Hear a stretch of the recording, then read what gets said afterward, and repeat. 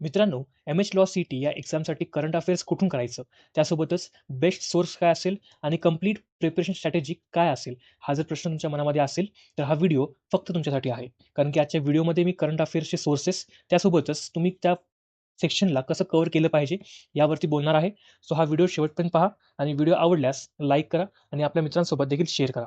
आणि जर तुम्ही नवीन असाल या चॅनलवरती, तर अशाच व्हिडिओजसाठी आपल्या चॅनलला फॉलो करा. तर चला, वेळ न वाया घालता आपण लगेच आपल्या व्हिडिओला सुरू करूया. तर नेमकं करंट अफेअर्स म्हणजे काय?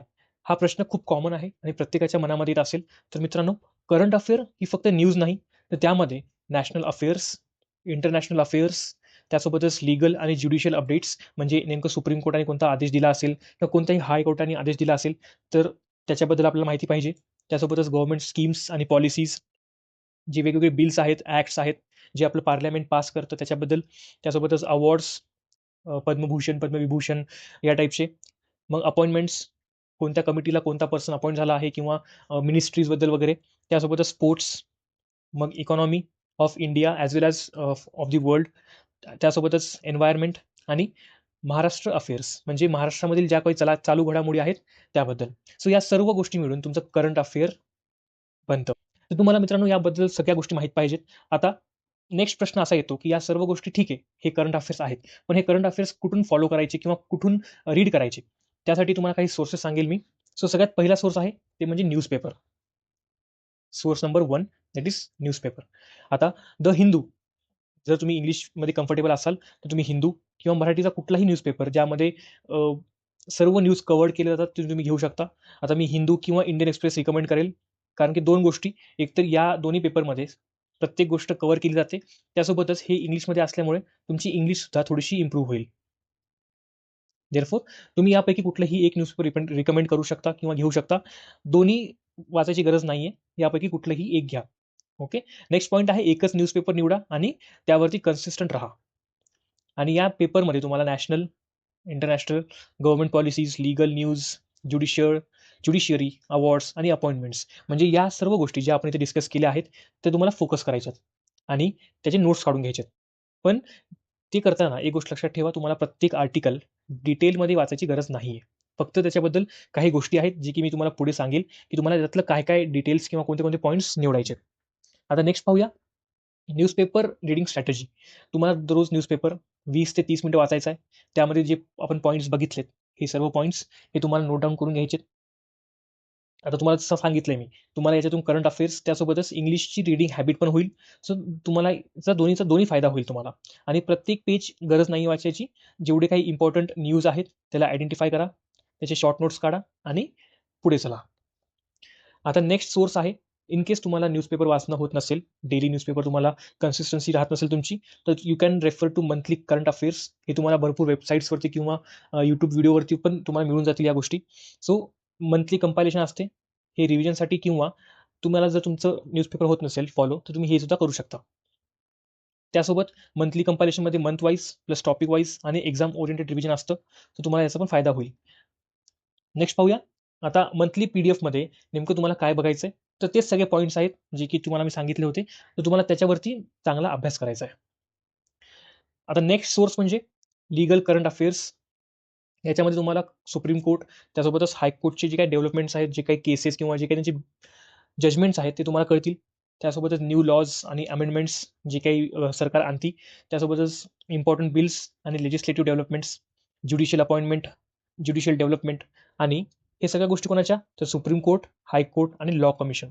जास्त डिस्ट्रिक्ट कोर्ट वगैरेचा जास्त अभ्यास नका करू. ते खूप डीपमध्ये जात नाहीत जास्त. तर तुम्हाला फक्त सुप्रीम कोर्ट आणि हायकोर्ट आणि त्यांचे पण जे काही एकदम लँडमार्क जजमेंट आहेत,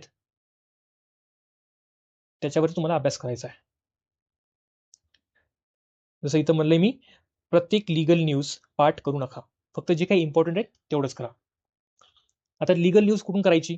तर लाईव्ह लॉ किंवा बार अँड बेंच, हे काही यांचे चॅनल्स किंवा वेबसाईट आहेत, तुम्ही इथून करू शकता.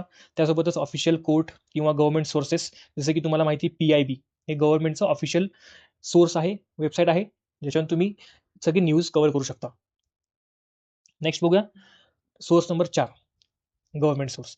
तुम्हाला जस्ट सांगितलंय मी PIB, that is press information bureau.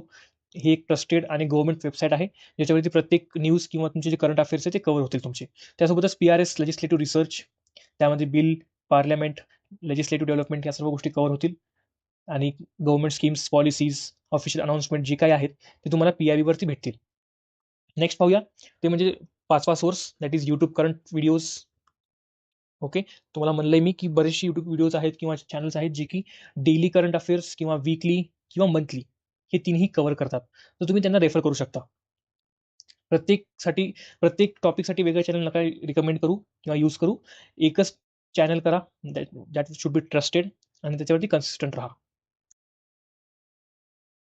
Next source आहे तो म्हणजे करंट अफेअर MCQs. तुम्ही जितकी प्रॅक्टिस कराल, जितके MCQ सॉल्व्ह कराल, तुमची तितकी प्रॅक्टिस होईल, तुमची रिकॉल मेमरी वाढेल. त्यासोबतच तुमचे जे इम्पोर्टंट फॅक्ट्स आहेत ते तुम्हाला आयडेंटिफाय होतील. त्यासोबतच तुमचा एक्झामचा कॉन्फिडन्स वाढेल. सो तुम्ही आधी रीड करा. तुमची जी मेमरी आहे त्याला टेस्ट करा. जर चुकलं तर तुमचे मिस्टेक्स चेक करा आणि त्याला रिवाइज करा. नेक्स्ट पाहूया. आता जे मी तुम्हाला इथं सगळं सांगितलंय याचं एक मी कॉम्बिनेशन आणलंय. न्यूजपेपर फॉर डेली अवेअरनेस, मग एक मंथली करंट अफेअर सोर्स घ्या फॉर रिव्हिजन आणि कंपायलेशन. जे काही न्यूज तुमचे राहिले असतील न्यूजपेपरमधून लिहायचे तुम्ही इथून लिहू शकता. Then we have legal news for important legal developments and judiciary judgements. आणि मग वी हॅव PIB किंवा PRS फॉर गव्हर्नमेंट बिल्स आणि पॉलिसीज. आणि शेवटी MCQ वापरा फॉर प्रॅक्टिस अँड रिकॉल. आता सगळ्यात मेन गोष्ट, जर तुमच्याकडे वेळ नसेल न्यूजपेपर वाचायसाठी तर पॅनिक करू नका. त्याऐवजी तुम्ही मंथली करंट अफेअर्स कंपायलेशन्स किंवा डेली किंवा वीकली व्हिडिओज किंवा MCQ प्रॅक्टिस यापैकी कुठलीही गोष्ट तुम्ही रेफर करू शकता. आता मी तुम्हाला आधी म्हणलं होतं की न्यूज वाचायची, पण न्यूजमधील तुम्हाला कोणते टॉपिक्स किंवा कोणत्या गोष्टीवरती फोकस करायचं हे सांगेल तुम्हाला. सो जेव्हा तुम्ही करंट अफेअर किंवा कोणतीही न्यूज वाचता त्यासाठी सगळ्यात पहिली गोष्ट तुम्ही नोट्स बनवायला सुरू करा. त्यामध्ये बातमी काय आहे एक्झॅक्टली ते लिहा. त्यानंतर एक्झॅक्टली काय झालंय त्या बातमीमध्ये किंवा त्या बातमीमध्ये कोणता इम्पॉर्टंट पर्सन किंवा प्लेस मेन्शन केली आहे का ते पहा. त्यासोबतच त्याचं एक टेंटेटिव्ह डेट किंवा एक मंथ लक्षात ठेवा आणि ती गोष्ट किंवा ती न्यूज का इम्पॉर्टंट आहे हे देखील तिथे लिहून घ्या. जर लीगल न्यूज असेल कोणती तर केसचं नाव वगैरे लिहा. त्यासोबतच इश्यू काय होता, कोणत्या कोर्टाने सॉल्व्ह केलं आणि त्या कोर्टाचा जजमेंट काय होता ते सुद्धा लिहून घ्या. आणि त्यासोबतच त्या केससारखेच अजून कोणते केस झालेत का किंवा कोणतं लॉ आहे का हे सुद्धा तिथे लिहून घ्या. आणि ती एक्झॅक्टली न्यूज का आहे ते सुद्धा समजून घ्या. आता करंट अफेअर्स करताना बरेचसे लोक काही मोठ्या चुका करतात. ते तुम्हाला सांगतो मी काय करायच्या नाही तुम्हाला चुका. सो मल्टिपल न्यूजपेपर फॉलो करू नका. कुठलाही एकच न्यूजपेपर घ्या. मल्टिपल YouTube चॅनल्स फॉलो नका करू. कुठलीतरी एकच ट्रस्टेड साईट घ्या आणि त्याला फॉलो करा. रोज नवीन PDF डाउनलोड करू नका. एकावरच कॉन्सिस्टंट राहा आणि एकच फॉलो करा. आणि बरेच जण नोट्स बनवतात पण त्याला रिवाइज नाही करत. सो ही चुकी तुम्ही नका करू. त्याला कंटिन्यू रिव्हिजन करत जा. आणि फक्त व्हिडिओ पाहून काही होत नाही. तुम्ही जितकं रिवाइज कराल तुमचे नोट्स तेवढं तुम्हाला त्याचा फायदा होईल. त्यानंतर तुम्ही MCQ प्रॅक्टिस सुद्धा करा आणि एक्झामच्या शेवटी एक शॉर्ट नोट्स म्हणून बनवा, जी की तुम्हाला इझी जाईल फॉर रिव्हिजन. ओके.